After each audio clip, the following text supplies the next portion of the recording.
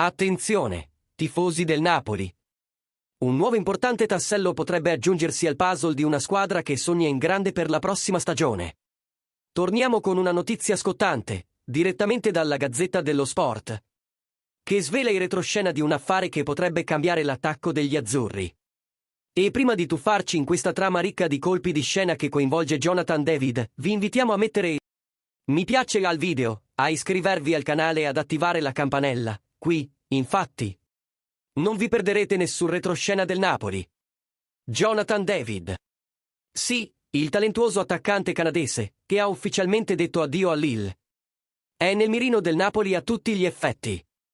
La dirigenza partenopea vede in David il possibile sostituto naturale di Victor Osimhen, un'idea che, secondo la Gazzetta, è in cantiere fin dalla vittoria dello scudetto 2023. Ora, con la partenza di Osimhen praticamente definita, con una clausola di 75 milioni di euro, il Napoli è tornato al punto di partenza e deve agire in fretta. E Jonathan David sembra essere il nome giusto al momento giusto. L'offerta del Napoli, secondo fonti legate alla Gazzetta, è concreta, ambiziosa e già messa sul tavolo. Il giocatore, libero sul mercato, è molto interessato alla possibilità di vestire la maglia azzurra e di giocare la Champions League per un club che è appena tornato ai vertici italiani. Ma non è tutto rose e fiori. La grande impasse è rappresentata dalle commissioni richieste dagli agenti del giocatore, che rendono la trattativa più lenta e rischiosa.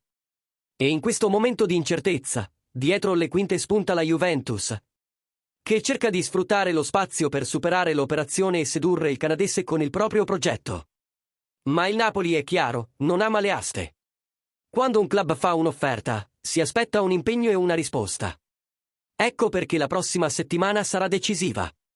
O l'ambiente di David si adegua alla filosofia della dirigenza partenopea, oppure il club potrebbe cambiare direzione e puntare su un altro grande attaccante. Tutto è ancora in bilico. Ma la verità è che il nome di Jonathan David sta già agitando le acque dietro le quinte e scatenando il dibattito tra i tifosi. Ed è qui che entrate in gioco voi, tifosi del Napoli. Cosa ne pensate del possibile arrivo di Jonathan David? Pensate che possa colmare il vuoto lasciato da Osimhen? E poi, credete che il Napoli debba rimanere fermo nella trattativa o cedere per assicurarsi subito il terzino? Scrivete nei commenti qui sotto, perché la vostra opinione, come sempre, fa pulsare questo canale con la voce dei tifosi. E naturalmente, grazie a tutti voi che avete seguito il video fino alla fine. Al prossimo video, e forza Napoli!